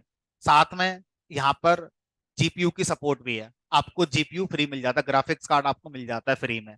ठीक है, तो मतलब काफी हद तक हमारा समस्या का समाधान फ्री वाले क्लाउड प्लेटफॉर्म पर हो ही जाता है। बट ये सब लास्ट की कहानी है, जब उस पॉइंट पर पहुंच जाएंगे। अभी तो हमें कुछ आते नहीं, तो हम सीखना चाहते हैं, तो अभी हम स्टार्टिंग में एनाकोंडा जुपिटर पे ही अपना सारा काम करते रहेंगे। अब ऐसा इसलिए होता है, एनाकोंडा जुपिटर में मशीन लर्निंग की जो एसके लर्न लाइब्रेरी है पहले से ही उन्होंने इंस्टॉल करके दे रखी है। अगर मैं VS कोड, आइडल, पाईचार्म इनके बारे में सोचता हूँ, तो पहले मुझे पाइथन की जो मशीन लर्निंग लाइब्रेरी है एसके लर्न, पहले उसे इंस्टॉल करना पड़ेगा, पिप इंस्टॉल समथिंग करके।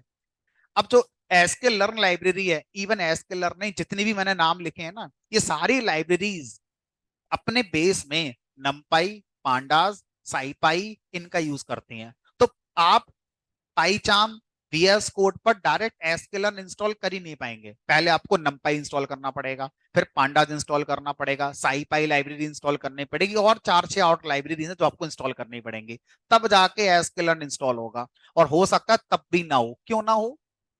Version compatibility. गूगल ने जब एसक्यूएल लाइब्रेरी पहली बार रिलीज करी 2010 में, आज 2023 है, सर 13 साल में उन्होंने चेंजेस नहीं करे होंगे इसमें? करे होंगे, बिल्कुल करे होंगे। तो उन चेंजेस को कैसे बताएंगे हमारे लिए वो? वर्जन। तो एसक्यूएल लाइब्रेरी के भी क्या आते हैं? वर्जन आते हैं।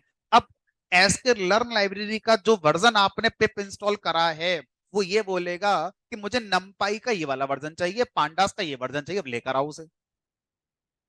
और आपने अगर ये वर्जन हमारा ओल्ड न्यू का कंपैटिबिलिटी कुछ ऐसा हो गया, तो इंस्टॉल ही नहीं होना ये।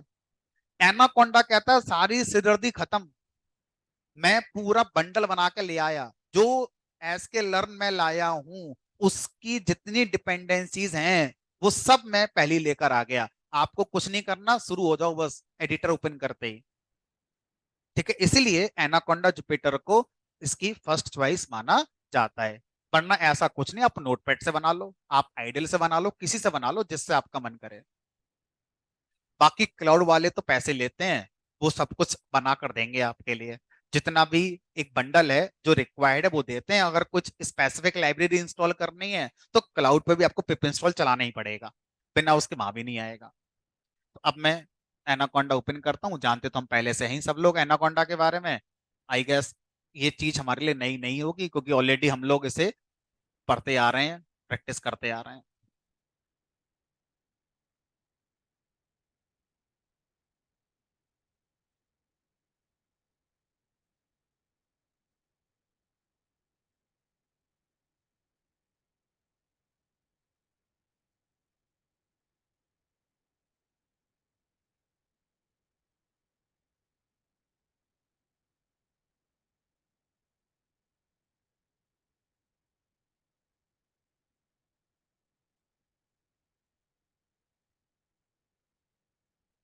अब मैं सीधा इंपोर्ट करता हूँ, इंपोर्ट एसकेलर, और ये तैयार, देखते हैं। कोई दिक्कत नहीं सर, एकदम तैयार है। इसका वर्जन पता करना है तो एसकेलर डॉट, इसके अंदर एक प्रॉपर्टी है double underscore version, double underscore 1.2.2। I guess जो सबसे लेटेस्ट है वो 1.3 चल रहा है, जो सबसे लेटेस्ट वर्जन है। तो कोई खास डिफरेंस नहीं है 1.2। एनाकोंडा का नया वर्जन जब आप कभी डाउनलोड करोगे तो शायद हो सकता है उसमें 1.3 आ गया हो। जिस दिन मैंने एनाकोंडा डाउनलोड करा होगा उस दिन तक 1.2 आया था होगा, इसलिए वो चल रहा है। अब इसके अंदर अगर मैं देखूं तो नमपाई सर पहले से तैयार है, नमपाई का वर्जन नमपाई डॉट वर्जन, इसी तरह से पांडास तैयार है, पांडास का जो भी वर्जन आएगा इसके कंपैटिबल होगा। अब आपको टेंशन नहीं लेनी। इवन बहुत से मशीन लर्निंग इंजीनियर तो जानते ही नहीं वर्जन होता क्या है, जो एनाकोंडा यूज कर रहे हैं उन्हें पता ही नहीं, उनको तो बस अपना कोड लिखना, चल गया, कहानी खत्म। और ये बात तब समझ में आती है जब आप किसी दूसरे प्लेटफॉर्म पर मशीन लर्निंग के कोड को रन कराने की कोशिश करते हो और वहां नहीं चलता है। यहाँ चल रहा था, वहां नहीं चल रहा है, क्यों नहीं चल रहा है? ये सब लाइब्रेरीज की वर्जन कंपैटिबिलिटी आपको देखनी पड़ती है, ठीक है, तब चलेगा। बहरहाल हमारी हेडेक खत्म हो गई। अब अगला पॉइंट क्या है? सर मशीन लर्निंग की कोई किताब बता दो। नहीं है। क्यों नहीं है? मशीन लर्निंग की किताब इसलिए नहीं है क्योंकि मशीन लर्निंग आप जिस लाइब्रेरी से इंप्लीमेंट करते हैं उस लाइब्रेरी की किताब होती है, मशीन लर्निंग की किताब नहीं होगी। तो आप कौन सी लाइब्रेरी पढ़ रहे हैं? हमने कहा एसके लर्न, तो एसके लर्न की किताब आती है। पाई टॉर्च पढ़ोगे, पाई टॉर्च की अपनी किताब आती है। इनको हम क्या बोलते हैं? डॉक्यूमेंटेशन। तो हर लाइब्रेरी जो मशीन लर्निंग की आती है वो अपना डॉक्यूमेंटेशन भी देती है। तो आपको जब कोई किताब की जरूरत पड़ेगी मशीन लर्निंग की, तो उसका एकमात्र सहारा आपका होगा एसके लर्न लाइब्रेरी का डॉक्यूमेंटेशन, या जो भी लाइब्रेरी आप पढ़ रहे हो उसका डॉक्यूमेंटेशन। बाकी तो इंटरनेट पर दुनिया भर के ट्यूटोरियल हैं, यूट्यूब चैनल है, आप किसी को फॉलो कर लो, सारे बढ़िया हैं, कोई खराब नहीं है। क्योंकि अगर वो खराब होंगे तो लोग उनके पास जाएंगे नहीं, उनके पास जब जाएंगे नहीं तो उनको ऐड नहीं मिलेंगे, उनको ऐड नहीं मिलेंगे तो फायदा क्या वेबसाइट बनाकर दुनिया को दिखाने का। तो इसलिए कोई सा भी आप कंटेंट ट्यूटोरियल फॉलो कर लेना, सारे बढ़िया हैं, ठीक है। करते नहीं है लोग, पूछ करे जाते हैं बस। अब हम बात करते हैं डॉक्यूमेंटेशन की। एसके लर्न डॉक्स, ये है आपका साइकिट लर्न का डॉक्यूमेंटेशन 1.3। मैंने यही गैस किया था, ठीक है। बिल्ट ऑन नमपाई साईपाई मैटप्लॉटलिब, और कहने की पांडास का भी यूज हो रहा है। ओपन सोर्स, कॉमर्शियली यूजेबल, मतलब एकदम क्लियर लिख दिया कि अगर आप एसके लर्न का यूज करके कोई ऐसा प्रोजेक्ट बनाते हो जिससे आप बिजनेस कर रहे हो, पैसा कमा रहे हो, करो, कोई दिक्कत नहीं है, फ्री, कोई ऑब्जेक्शन नहीं करने वाला है, ठीक है। बाकी फेसबुक वाली लाइब्रेरी हो गई या माइक्रोसॉफ्ट की लाइब्रेरी हो गई, चेक करना पड़ेगा कि कॉमर्शियली फ्री है कि नहीं है। ऐसा ना हो कि हमें सीखने के लिए दे रखी हो और जब हम बिजनेस करने जाएं, अपना कॉमर्शियली एप्लीकेशन कोई बनाएं, तो बोले लाओ पैसे दो हमारे लिए। तो मार्केट का थोड़ा सा ट्रस्ट अभी कम है माइक्रोसॉफ्ट और फेसबुक पर इस मामले में। गूगल पर थोड़ा ट्रस्ट मार्केट का इस मामले में है कि गूगल ने कह दिया फ्री मतलब फ्री, उसमें कुछ हिडन बात नहीं होगी। इसलिए इसकी पॉपुलैरिटी पिछले 5 से 8 सालों में बहुत बढ़ी है compare to other machine learning library, जबकि माइक्रोसॉफ्ट एक अच्छा ब्रांड हो गया, ठीक है। बहरहाल यहां से आप क्या कर सकते हैं, यूजर गाइड में जाके अपना पढ़ना शुरू कर सकते हैं। सुपरवाइज क्या क्या होती है यहाँ से आपको मिल जाएगी, अनसुपरवाइज क्या है यहाँ से आप पढ़ो, उनके सारे एल्गोरिथम्स, ये सारे एल्गोरिथम्स हैं क्या क्या है, ठीक है। बहरहाल हम लोग इस डॉक्यूमेंटेशन को फॉलो करेंगे। अगर हम किसी पॉइंट पर अटक जाते हैं, किसी पॉइंट पर हमारे कॉन्सेप्ट कॉन्फ्लिक्ट करते हैं, तो उसका जो आधार होगा सॉल्यूशन का वो ये डॉक्यूमेंटेशन ही होगा, ठीक है। क्योंकि कई बार कुछ पॉइंट ऐसे होते हैं जो स्टैंडर्ड नहीं होंगे, एसके लर्न ने ब्रैकेट में नोट बना के लिख दिया होगा कि भाई हम इस बात को अपने हिसाब से इस तरीके से डील कर रहे हैं, हम नहीं कह रहे कि बाकी लाइब्रेरी वाले भी ऐसे कर रहे होंगे। तो बहुत सारे पॉइंट्स ऐसे आएंगे हमारे आगे रास्ते में जिसमें एक स्टैंडर्ड नहीं है, अलग अलग लाइब्रेरीज अपना अपना डिसीजन ले रही हैं उस मामले में, है ना। जैसे एक पॉइंट बताता हूँ कि आपको ऐसे एक्सपीरियंस कब कब मिले होंगे। अगर मैं आपसे कहूँ कि मुझे 2.3 को राउंड करना है तो सर 2 कर दो, 2.6 को राउंड करना है सर 3 कर दो, 2.5 को राउंड करना आप करो, 2 करोगे 3 करोगे। तो यहाँ पर दोनों आंसर सही हैं। हो सकता है कि मैं जिस लैंग्वेज का यूज कर रहा हूं उसका जो मैंने फंक्शन पढ़ा राउंड, हो सकता है वो 2.5 को 2 बना दे। हो सकता है किसी दूसरी लाइब्रेरी में उसी लैंग्वेज की दूसरी लाइब्रेरी का भी राउंड फंक्शन होता है, हो सकता है वो इसको 3 बना दे। तो इसमें लड़ाई नहीं करनी है कि उसने 2 बना दिया उसने 3 बना दिया। जिसकी लाइब्रेरी पढ़ रहे हो उसकी माननी पड़ेगी आपको। तो ऐसे हमारे टाई वाले केसेस मशीन लर्निंग बहुत आएंगे। ये टाई का केस हो गया, फिर 2.5 पर क्या करोगे। आपने पेट्रोल पड़वाया, एग्जैक्ट 50 पैसे का पड़ा। अब आप भी लड़ सकते हो, वो भी लड़ जाएगा आपसे, दोनों लड़ जाओगे। क्योंकि हो सकता है वो आपसे कहे 3 रुपए, तो आप बोलोगे नहीं मैं तो 2 रुपए दूंगा।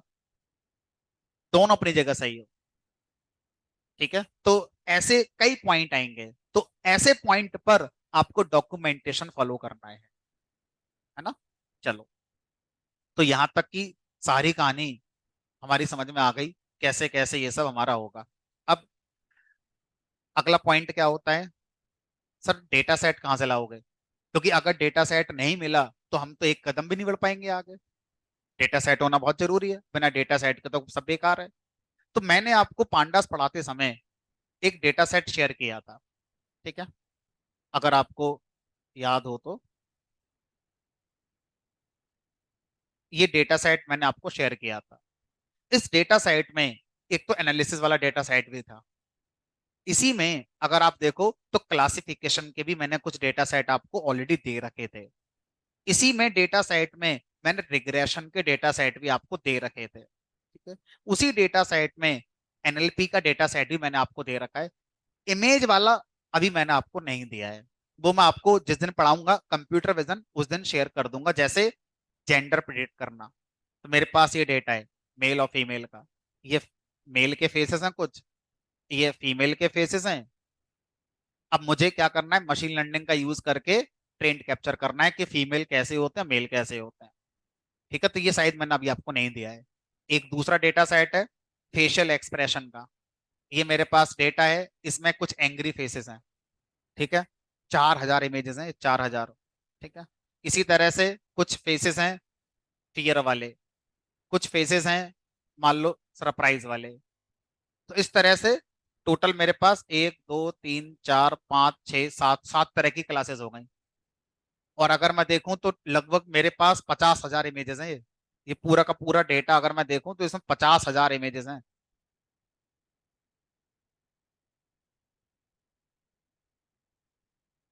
अब ये मैं आपको जब शेयर करूंगा तो लगभग 50 MB का डेटा सेट है। और ये सारी इमेजेस ब्लैक एंड व्हाइट हैं। अगर मैं कलर्ड इमेजेस यूज करूंगा तो ये डेटा जीबी में पहुंच जाएगा आपका, ठीक है। तो इस डेटा को मैं आपको बाद में दूंगा, जेंडर वाला डेटा मैं आपको बाद में दूंगा। बाकी ऑलमोस्ट डेटा मैंने आपको ऑलरेडी दे रखा है। जो आपका पांडास वाला डेटा था, लगभग वही डेटा में आपको प्रैक्टिस करने को चीजें मिल जाएंगी, ठीक है। कोई ऐसा है जो मेरे पांडास वाले ग्रुप में नहीं था, जो मैंने आपको पांडास पढ़ाया था उसमें नहीं था, अभी मशीन लर्निंग से ही मेरे साथ ज्वाइन करा है उसने।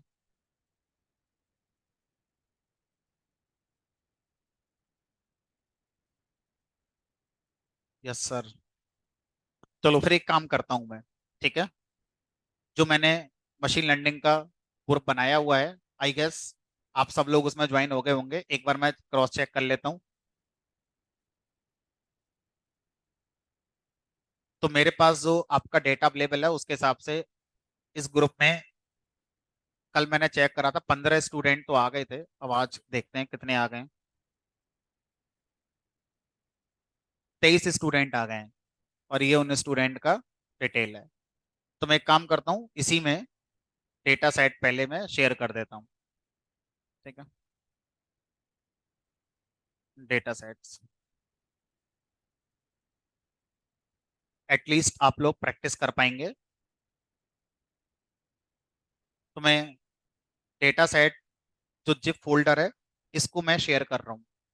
अब आप ये मत कहना सर ये खुल नहीं रहा है। जिप फाइल या तो विनरार सॉफ्टवेयर से एक्सट्रैक्ट करके खुलेगी, या फिर 7-जिप फोल्डर, 7-जिप नाम से जो सॉफ्टवेयर होता है उसको डाउनलोड करना पड़ेगा, उसको इंस्टॉल करना पड़ेगा, तब ये फाइल ओपन होगी। डायरेक्ट ओपन आप चेक करके देख लेना, हो जाए तो अच्छी बात है। और मीन वाइल मैं एक काम और करता हूँ। नहीं भाई ये नहीं है, पांडास किस बैच में पढ़ने को मिलेगा? अगर आपको पांडास नहीं आता है तो आपको दिक्कतें आएंगी मशीन लर्निंग पढ़ने में। तो बेटर है कि आप मशीन लर्निंग पढ़ने से पहले पांडास किसी बैच में पढ़ लें, उसके बाद एमएल पढ़ने आए। क्योंकि बिना पांडास के आपको दिक्कतें आएंगी, समझ में आएगा लेकिन कोड नहीं बना पाओगे खुद से। खुद से कोड तभी बना पाओगे जब आपको पांडास आता है।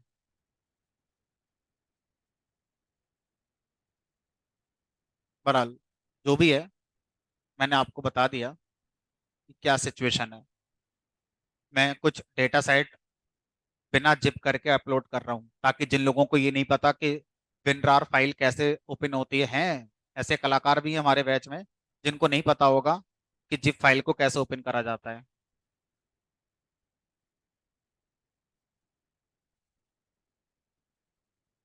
अभी आप देखना, मैंने ग्रुप में शेयर करा है, शाम तक देखना 2-4 मैसेज आ जाएंगे। अभी सर खुल नहीं रही फाइल, ये देख लेना आप।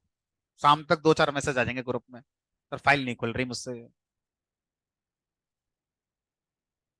सर जाके आपके लैपटॉप पर फाइल खोल कर आएंगे। तो मैंने इसलिए क्या करा है, अलग अलग जो सीएसवी फाइल हैं वो भी शेयर कर दी हैं, ताकि जो लोग ना कर पाए डाउनलोड, एटलीस्ट कुछ तो डेटा सेट में उनको दे दूं ताकि वो लोग भी पढ़ पाए। तो क्लासिफिकेशन का दे देता हूँ और रिग्रेशन का दे देता हूँ।